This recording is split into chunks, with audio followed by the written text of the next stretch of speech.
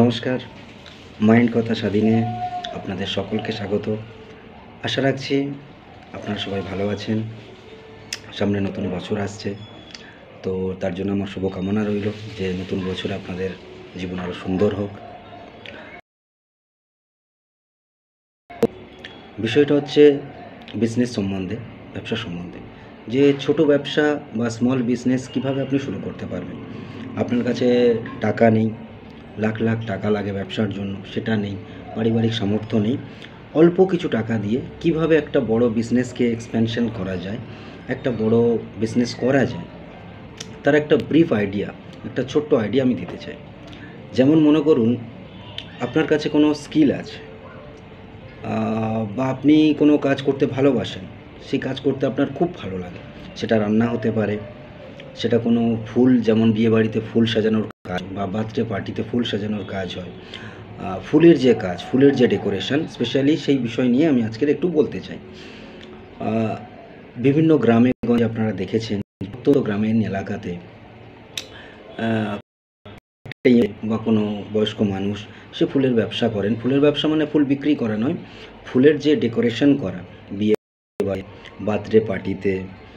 তো জিনিসটা খুবই ক্রিয়েটিভ জিনিস, খুবই আকর্ষক জিনিস, ভালো লাগে, আমার তো খুবই ভালো লাগে। তো জিনিসটাকে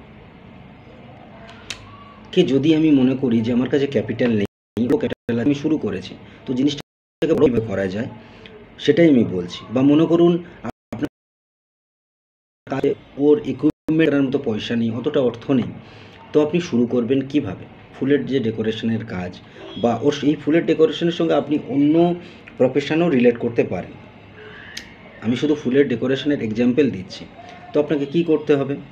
অল্প পয়সাতে কিভাবে বড় আকারে শুরু করা যায়, একটা ব্রড আইডিয়া আমি দিতে চাই। ব্রড আইডিয়া একটা হচ্ছে ন্যারো আইডিয়া, যে আমার কাছে পয়সা নেই, আমি বিজনেস করতে পারবো না। আর একটা হচ্ছে ব্রড আইডিয়া, যে আমার কাছে পয়সা নেই কিন্তু আমাকে রাস্তা খুঁজতে হবে যে আমি কিভাবে বিজনেস শুরু করতে পারবো, একে বলে ব্রড আইডিয়া। তো ব্রড মাইন্ডেড অ্যাপ্রোচও আপনি বলতে পারেন।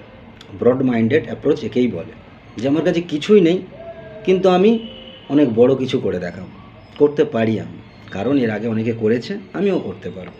একে বলে ব্রড মাইন্ডেড অ্যাপ্রোচ।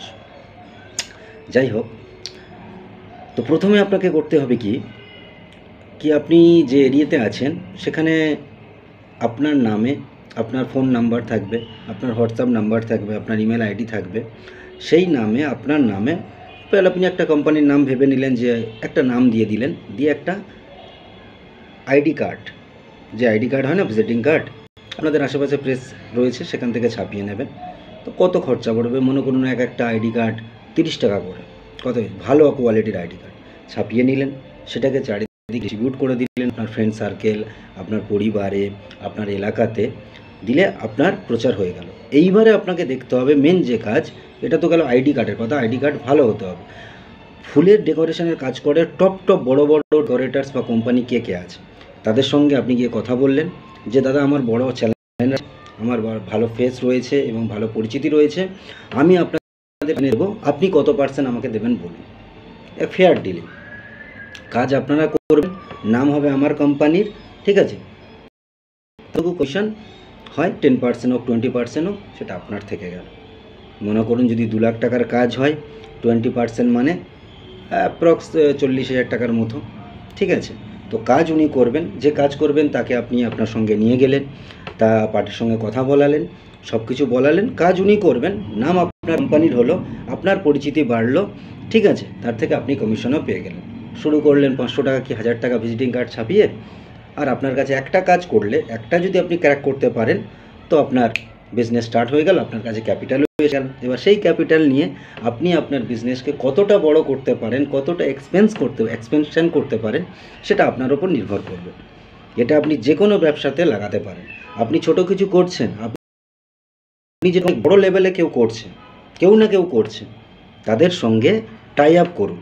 চাই সে রেস্টুরেন্টের কোনো কাজ হোক, চাই কোনো মিট ব্যবসা হোক, মাংসের আপনি কারবার করছেন, দেখুন মাংসের সবচেয়ে বড় ডিস্ট্রিবিউটার কলকাতার মধ্যে বা কে রয়েছে, তার সঙ্গে টাই আপ করুন। বা কোনো ক্যাটারিংয়ের কাজ হোক, যে কোনোর সঙ্গে আপনি টাই আপ করতে পারেন। ছোট্ট একটু ব্রিফ দিলাম, ধন্যবাদ।